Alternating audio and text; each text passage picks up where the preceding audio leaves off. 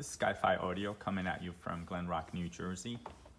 Today we've got a T+A MP3100HV. It's a pretty unique device in terms of its capabilities, but it's not to be confused with a preamp DAC or any sort of preamp section in it. It does not have a volume control. So this would be an additional to either a preamp in your system or a integrated amplifier. So this can be viewed more as a fairly elaborate CD player slash SACD player slash DAC and streamer all in one box. So incredibly capable. It has just about every type of connection you'd want at this level. It's built by T+A in Germany, and let me tell you, it has some of the best construction quality we've seen in the lab. We're going to go over some of the features, how one would use it, what things stand out about it, and we'll try a couple of sources so you can kind of see what it's capable of. Now, this is a video, so we're not going to be streaming a bunch of music and showing you the great sound quality, because obviously it's not going to transfer through this video, but we'll play a couple of sources, 2 or 3 of them, so you can kind of see what it's capable of. And then we'll flip it around, talk about the features on the back and what we like and don't like about it. So here you go, 3100 HV from T+A. Let's start in the back. I like to sort of always try to start with all the connections because it helps people understand how you would use it. The first thing that stands out is the dual power cords. This is super, super rare. We've only seen a few pieces of equipment over the years with dual power supplies, and it gives you an idea of how serious they are about the design and the isolation. The left power cord powers the digital section, while the right one here powers the analog section. So why would you want that? Well, one of the things is, they're very different in terms of needs and in terms of sensitivity. And keeping them isolated, and more importantly, keeping them in opposite sides of the chassis is a wonderful idea. So not only does T+A have 2 power supplies, but they sort of treat their DAC and analog sections completely independently. And to go a bit even further, they sort of treat their DSD section of the DAC completely separate from the PCM section, utilizing separate DDA converters and back-end analog converters. So as modular internally as you can imagine in terms of separating the functions, and a pretty innovative design. The other thing that stands out are all the antennas. Why would you want so many antennas in the back? Well, obviously this unit, for it to work and to be able to stream, it needs to be connected to the network. And they've provided both a LAN port over here, a standard Ethernet LAN port, and a wireless LAN. We've tried both and have success with both of them. They're very capable network interface card, capable of high speed, so no issues with that. Entering the passwords on the Wi-Fi was a bit tricky. I needed a little bit of tech support from T+A, but I got through it thanks to their amazing support. But I imagine if you're buying a piece of equipment in this caliber, you're going to have some support from a dealer like us or someone else. So fear not, you'll get it connected and working great.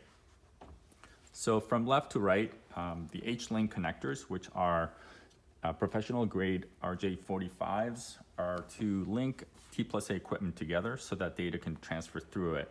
So this piece is standalone right now, so we have nothing hooked up to it.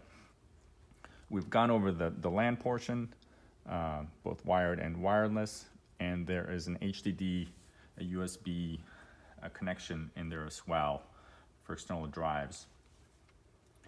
At the top, we've got the outputs, left and right channels independently for both balanced XLR and RCA unbalanced. Super high quality connectors here, as you can see. These are chassis mounted RCA jacks, not board mounted RCA jacks, which is what we like to see at equipment of this level.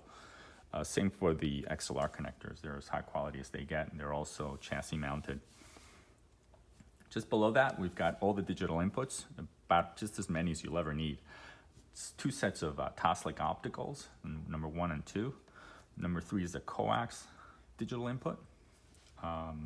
4 is an AES EBU XLR digital input, and 5 and 6 are B and C. All about the same, varying speeds and capabilities. We do not have a glass fiber input. That's the only sort of thing missing from here. I guess people are getting away from that. But lots of great connections. Our favorite would probably be the AES EBU whenever possible. And then there's a digital output in case you have another piece of equipment. And strangely enough, there's a radio antenna connection back here. And that's a really neat feature that we weren't expecting. It's got a very decent tuner built into it that has the abilities of doing HD radio as well as standard terrestrial radio. So super cool, 300 ohm coax connection for that. Moving on to the second antenna here, we've got a Bluetooth antenna, and that is in order to be able to stream music from a Bluetooth device. And then the last antenna is for the remote control. It comes with a pretty elaborate RF remote that is super capable, and we'll go over some of those features as well. Lastly, USB Dac Input. If you're connecting this to a PC, this is the highest speed Dac Input on the unit. So if you have your library based on a Mac or a PC, that's probably how you're going to connect to this machine to do most of what you want. That covers the back.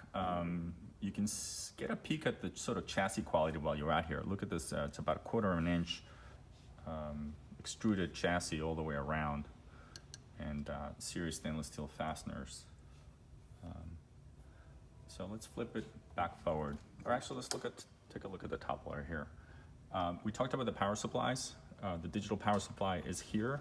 It's oriented down the side of the case, and there are vents on it for convection cooling. We didn't feel or hear any fans, so I imagine they're using convection to cool the power supplies, which is what we like to see. As few moving parts as possible in a unit like this. This particular model will do 110 to 120 volts, 50, 60 hertz at 40 watts. These are country specific, so you'd have to buy one made for your local power supply. All right, flipping back forward. It's important to note that these units come in 2 different finishes. This is the natural silver finish. There is also a gunmetal that is a light gray that's also pretty sharp. You'd want your equipment from T+A to match. So when you're ordering and buying, make sure that you pay attention to specify what finish you want. The layout is pretty simple. There are 2 large knobs.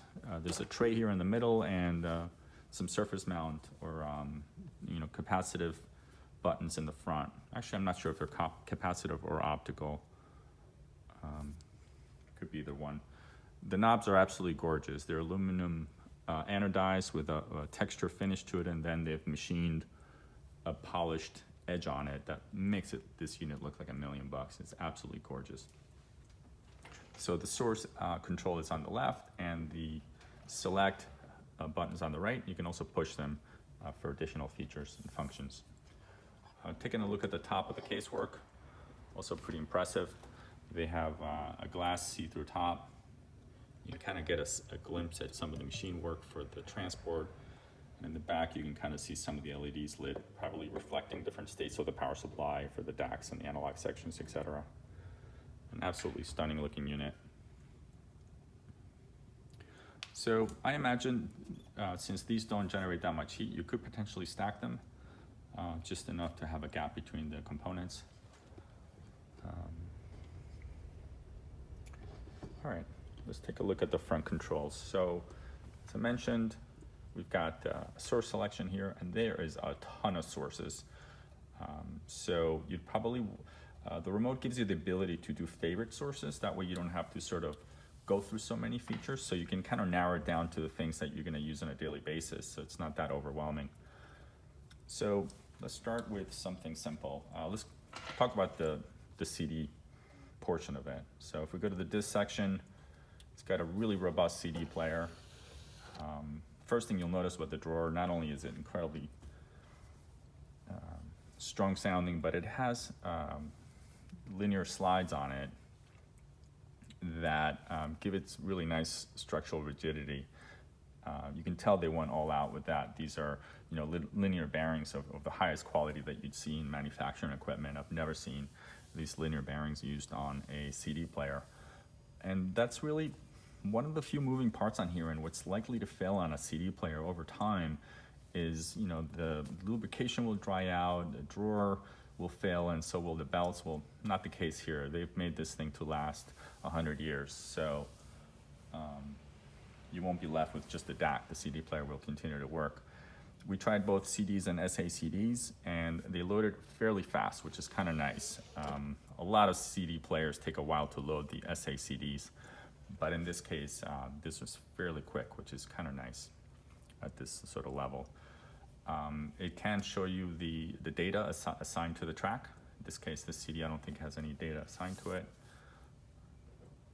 Let's get it playing. Here you go. Track 1 with a really nice slider indicator where you are time-wise. Switching between tracks is just as easy using the remote. You kind of get a sense for how quick the access is. So there you go. CD player, pretty simple. Going on to the, oh, I forgot to mention, there's a USB port here in the front. I was hoping that would give us the ability to plug in an iPhone or some sort of media player, just for a quick and dirty way to connect something if you got a visitor that wants to share something. But I imagine they want you to use the Bluetooth for that. That USB in is really for storage units, so a USB drive or some other sort of stored media.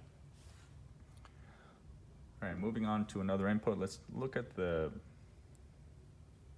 FM, because the performance was in fact pretty impressive. It's also pretty intelligent. It scanned all the FM stations. I've got a simple whip antenna connected to this right now. It did a quick scan over maybe a minute, and it came back with a ton of stations. And you can see once it settles on a station that it'll search for the high definition equivalent. Let's try to find one.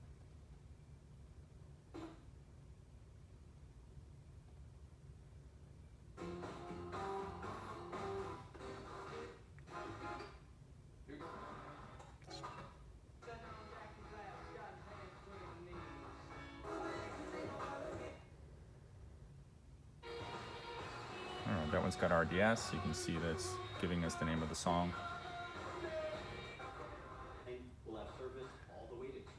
93.9 should eventually go to a high definition if we leave it here long enough. I imagine my antenna isn't up to par for this. So there you go. It's picking up the RDS. So again, a fairly capable FM tuner built in. We did not try the Bluetooth, but it seems pretty simple to use. We did connect Tidal up to this unit. That's our favorite streaming music format because of the high resolution. It was super easy to set up. We used the iPhone to enter the password and the user account. And now we've got access through either the front panel or through the remote to our library. So you just go up to your selection, push the select button, and it starts to stream. Pretty capable, no glitches whatsoever, at least with Tidal. We did not try the other built-in streaming services since this is in fact our favorite. Let me switch out of that so we don't get shut down for copyright violations. So other things on here, obviously all the digital inputs and selected through here, right? This is the XLR digital input we talked about. Here's the coax, 2 sets of opticals, Bluetooth, the USB DAC on the back, DAB radio, FM, disc, podcast, I'm not sure what that is. We didn't really play with that. And then internet radio. Roon, this is also one that's likely to get used on this unit. If you've got a Roon server within your network, this thing is Roon ready, and all you have to do is put it on the network and identify it. USB media, storage device. This would be something on an external hard drive of some sort that's got digital files on it, and then back to Tidal. All right, let's take a look at the remote, because that's a pretty neat piece as well. So the remote comes on a charging base. it came prepared to the unit, so there was really not much to be done with it. It has just about everything that you've got in the front, plus it has a nice display on it so that when you are, in fact,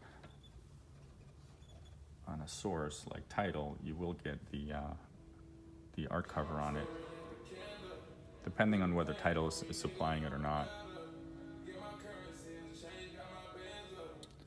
Get rid of that. So whatever you select on the unit itself, the remote reacts to it since they're paired and synced together. This remote obviously will handle other T+A equipment, including their preamps and integrated amplifiers. So it's a real nice solution.